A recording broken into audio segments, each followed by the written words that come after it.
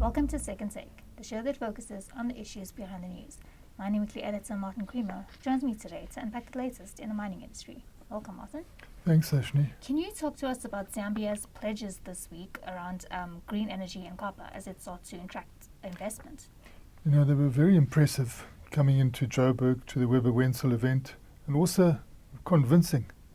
And, you know, the way the minister dealt, even with queries that were being raised there, he came back quickly and gave assurances. He also revealed what sort of incentives there were going to be. But his big ambition now is to go for the green opportunity, to make sure that the sun and wind opportunity there is maximized, to give a proper energy base, because they've relied on hydropower, but they've suffered droughts. And that has hit the economy quite bad. So they want to make sure that that doesn't happen again. Not that they're going to go off hydropower, they're even going to put in more hydropower installation, but in non-drought prone areas. But the big thing is that they've appointed a green ministry. They said that's how intent we are now, that we're going to go for this in a massive way. We've blessed with the sun, we're blessed with the wind, we've got hydropower, and that energy coming through, we will ensure that it's competitively priced, because we want it to be a productivity instrument. We want it to develop, you know, other activity in the country. And at the same time, they said they cannot move from copper. They've got such a big opportunity in copper. I mean, they were the biggest copper producers in the world at one time. They lost that position. They're looking now to at least try and get back somewhere there. They're determined to get back quite solidly. And one of the things that was pointed out to them is that being a mature copper jurisdiction, there is so much copper on surface. And this is the low-hanging fruit. Someone should really move in there now and, you know, recover that copper from all the dumps. That could be a starting point while they start to look and explore for more copper. But we know that Central African copper is rich, and it's often close to surface, and there's cobalt with it. So when it comes to green, they not only want to be in the green energy, but they want to be in the green metal copper, for which there's a huge demand at the moment. And they were saying, look, we want this to be private sector led. You know, this government cannot lead these things. We want to be sensible in the new dawn. Don't start taxing. And the way the people of Zambia are going to benefit best is for private sector companies to thrive. And that they seem very convinced about. And a shocking statement coming out of this week was that mining graduates can expect to be unemployed from the age of 40.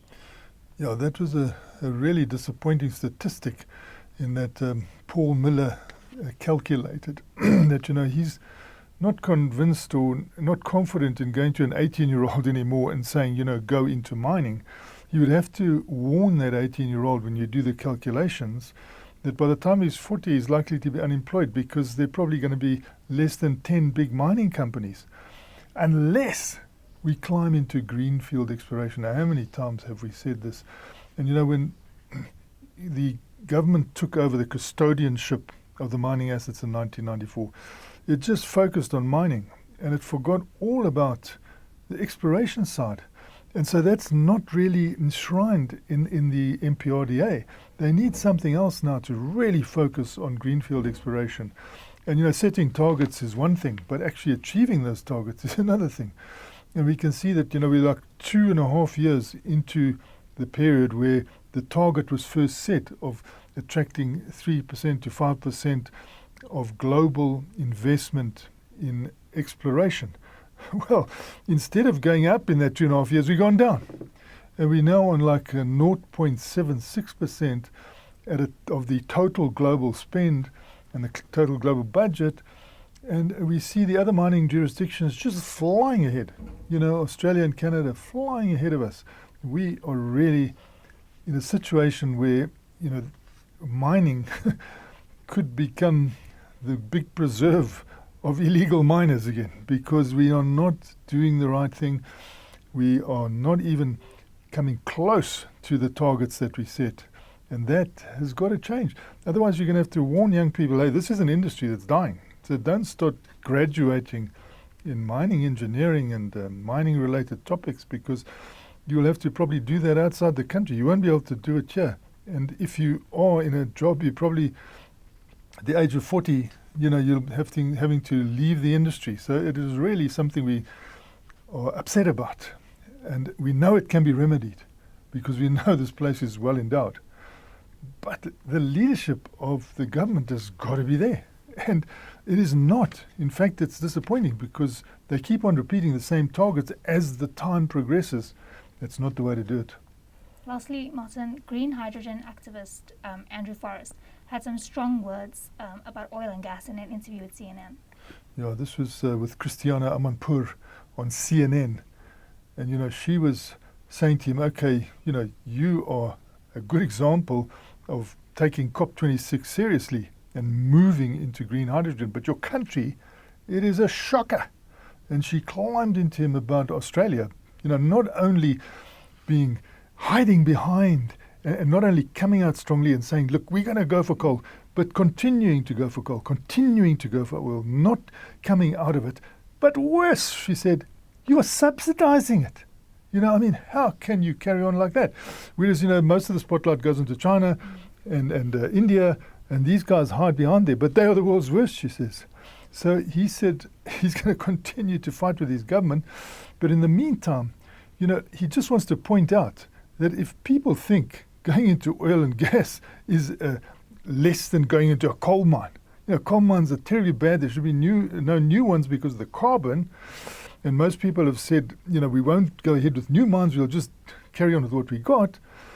But he says they always say, we can go into oil and gas, or we can get hydrogen from the oil and gas. And he's saying, they've got the complete wrong idea because methane is shocking. And he calls oil and gas plants methane mines. So he says that's even worse than the carbon. So, you've got to go the right route. For the sake of your kids and your grandkids in the future, you've got to go towards green hydrogen. And why do you not want to do it? It's just one big vested interest. And, you've got no concern about the people of the world, the people of your country. So he was very, very forthright there. And you can see that he's moving fast around the world because he spotted Patagonia quickly. That's probably the best wind area in the world. And he set up an arrangement with the Argentinian government to do green energy down there and green hydrogen. And also, he's come right on our doorstep to the Democratic Republic of Congo. He knows about this Grand Inga and the huge water that never ceases to flow in huge volumes, and how much hydropower you can get out of there. He's already done a deal there. So we see him speaking to South Korea, we see him speaking to Japan, we see him using the hydrogen inside green ammonia to drive ships and to drive trains, and he's got a vehicle going on green hydrogen. So he's really doing his best here. You see that he's totally convinced, but it doesn't seem to be penetrating deeply into the government of Australia. Thanks for speaking with us, Martin. It's a great pleasure, Sashni. That's it for today. Join us again next week for more news analysis on the local and global mining industries. And don't forget to listen to the audio version of Mining Weekly daily email newsletter.